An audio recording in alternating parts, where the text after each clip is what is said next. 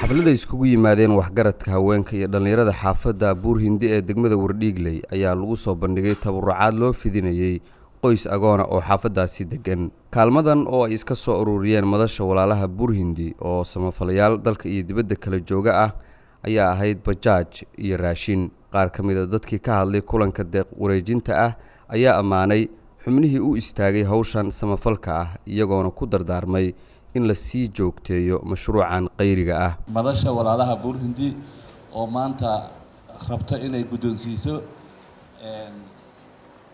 hadiyada halkan loogu dhigan bajaajka cidii ku habooneed. kullata maanta waxaan u maleynayaa madasha Buurhindi isbarimayno waxyaabo badan oo dadku aysan wada garan baa Ilaahay garansiiyay. waxaan u maleynayaa maanta meeshii ugu habooneed ee marayso oo ay tahay inay maanta inay dhisto family oo ay u dhisto noloshooda. weliba khaasatan dadka guddiga madasha walaalaha Buurhindi iyaga oo isxilqaan gaar ahi waan dareemi karaa waxa la yiraahdo lacag in la soo aruuriyo oo dad la siiyo wax sahlan ma aha. marka inay hawshaasi gaarka ahi ay isku macnaheedu ay qabtaan oo ay soo gaarsiiyaan ilaa maanta heerka aan joogno. welibana waxaan kaloo aan rabaa inaan si gaar ah ugu duceyno xaqiiqa culeys badan oo ay dadkaasi naga qabteen oo ay koob u tahay dhismihii masaajidka Cabdalaahi Cawareero. hawshii weyneed ay ka qabteen inta jeer ay ka qayb galeen anigu kullata dhammaan waa la wada socday. marka ilaahayba waxaan uga xamdinaa runtii markaan magacooda iyo hawsha ay qabtaan baan maqlo anigu si gaar ah ugu duceeyaa. qof kasta muslim waxa ku waajiba cid dariskiisa hadduu dabkiisa dansan yahay inuu asagana tiisa la sheer gareeyo si la wadaago.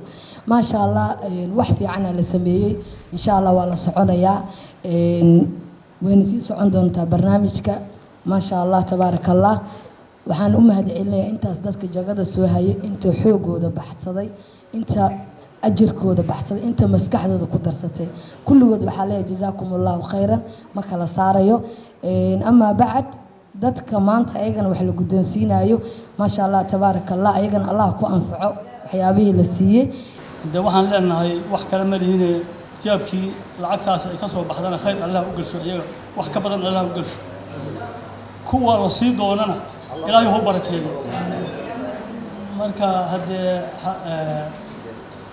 walaalaha Buurhindi waxaa laga rabaa khayrkaas ay bilaabeen nimankaani in haddii alla ku leeyahay hore loo sii wado wax fiican bay sameeyeen ayagana haddii alla ku leeyahay inta daaqad iyo dibad joogtaba ilaahay wuxuu barakeeyo. dhammaan dadkii soo agaasimay arrintan iyo kuwii ka soo qayb galay wareejinteeda waxa ay go'aan ku wada qaateen in la iska kaashado kaalmada iyo garab istaaga dadka danyarta ah ee ku nool xaafadda Buurhindi degmada Wardhiigley ee magaalada Muqdisho.